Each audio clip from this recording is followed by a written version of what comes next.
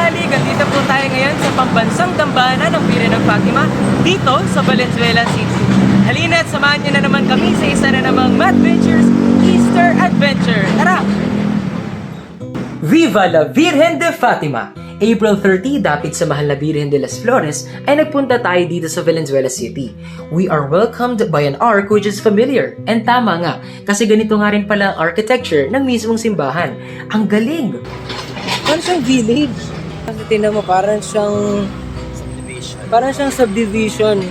Tapos, bukod dyan, may yung Our Lady of Fatima University, no? Yung Olfu. So makikita natin ang mga ating mga ano ba tawag sa mga Olfu?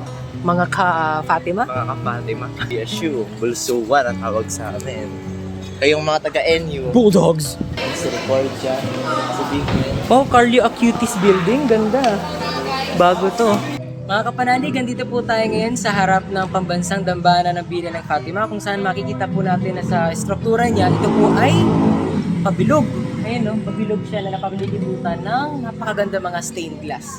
Na mamaya pagpasok natin, makikita natin yung kakaiba niyang depiction. At makikita rin natin dito sa taas na meron siyang mga tatsulok. Tila corona. Nakita rin namin ang area na ito kung saan maaaring mag-alin ng panalangin, kandila at mga bulaklak.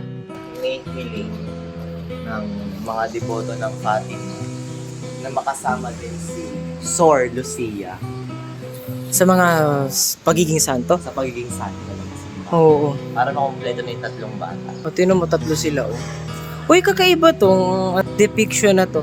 Na-amaze nga rin pala kami dito sa third apparition, the Angel of Peace. Noong 1916, sa slopes ng Loca de Cabeco ay naroroon ang tatlong batang sina Lucia, Jacinta at Francisco. Nang di umano'y, nagpakita ang anghel tanga ng osya at kalis at inanyayahan silang dasalin ang sumusunod. Most Holy Trinity, Father, Son, and Holy Spirit, I adore you profoundly and I offer you the most precious body, blood, soul, and divinity of Jesus Christ, present in all the tabernacles of the world, in reparation for the outrages, sacrileges, and indifference with which he himself is offended, and through the infinite merits of his most sacred heart and the Immaculate Heart of Mary, I beg of you the conversion of poor sinners. Mga kapanalig, alam niyo ba na ang pambansang dambana ng Birhen ng Fatima ay sakop ng Diocese ng Malolos? Ito ay sa kadahilan ng ang Valenzuela ay dating bahagi ng Bulacan.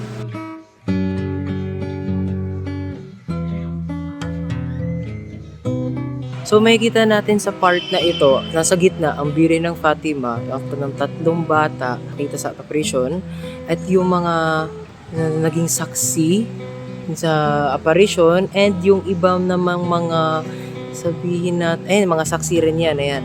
And ito naman na yung sambayan ng Pilipino.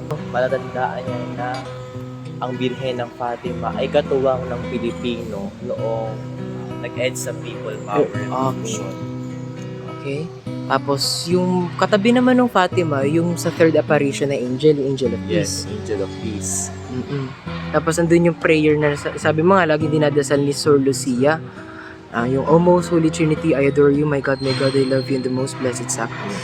And katabi naman nun ay, ayan, more on glimpse na siya ng langit, ayan, no? Kasi may clouds na, tapos andun si San Jose, ang kanyang esposo. And gayon din, may Mount Carmel, which is another apparition ni Mary. Bakit Mount Carmel? Dahil no October 13, nagpakita ang mahal na Birhen del Carmen doon sa tatlong bata. Tapos sabi ni Mount Carmel kay Sor Lucia na gusto niya lahat ng mga tao, mga Kristiyano ay magkaroon ng debosyon doon sa escapulario, sa damit niya. Oh, okay. And At i-consecrate ang mga tao sa kanyang halinis-linisang puso. And katabi ay ang Our Lady of Sorrow. Mater Dolorosa. Madonna, Mary and Child. May ganun din. Meron din ako. Saksak pa rin sa puso. Palatandaan din yan na mahal na mga Pilipino ang mahal na ina. Diba? Yes, malapit. At kung gaano ka mahal ng Pilipino ang mahal na ina, ganon din ang mahal na ina sa mga Pilipino. Nakita namin dito sa gilid ang imahe ng Birhen ng Fatima sa andas at amin siyang inalayan ng awitin. Darasali namin nila Rosario mo tuwina.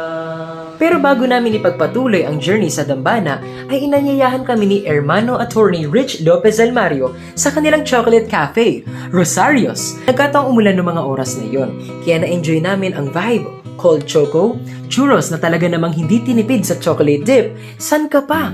Ibinahagi ni Attorney Rich na Rosario is his grandmother who is indeed fond of chocolates. Kaya the taste of the chocolate, parang dinadala ako sa panahon ni Rizal. Masarap at makasaysayan ang lasa.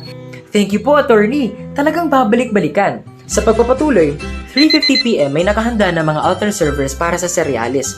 Gayon rin ang mga mananayaw nating talaga namang dressed in vibrance and glamour. 3:57pm pa lang ay lumakad na ang cereales, gayon rin ay umindak na ang ating mga mananayaw. 4:19pm nung makarating na sa tahanan ng Hermano Mayor upang sunduin ang Virgen de las Flores.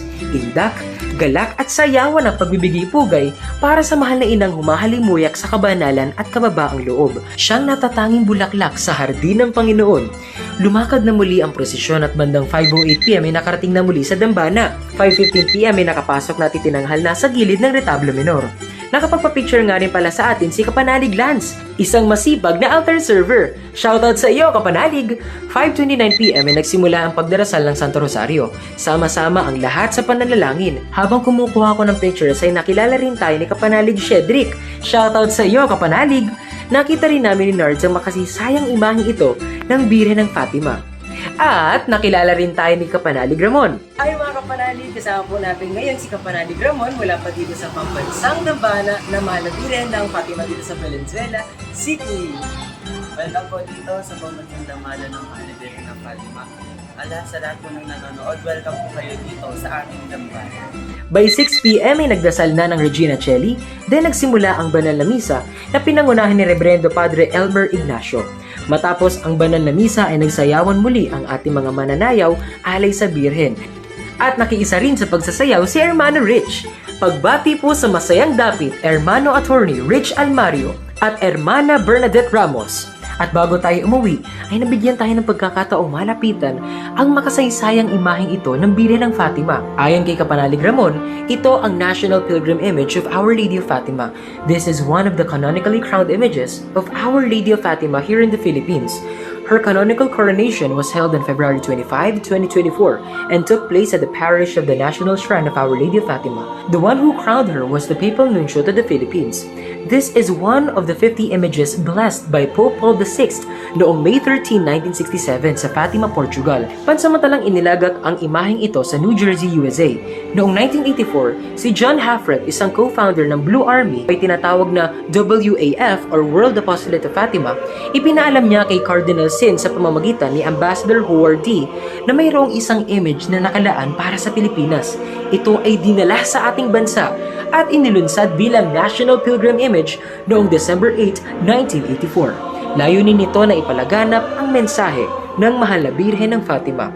At alam nyo bang ang image na ito ang kasama-sama ng milyong-milyong Pilipino sa EDSA noong EDSA People Power Revolution noong 1986. Walang sumabog na mga tangke, walang pumutok na mga armas, walang nasaktan, tanging pagdarasal ng Santo Rosario, pagkakaisa ng mga Pilipino, at proteksyon at kalinga mula sa mahal na ina.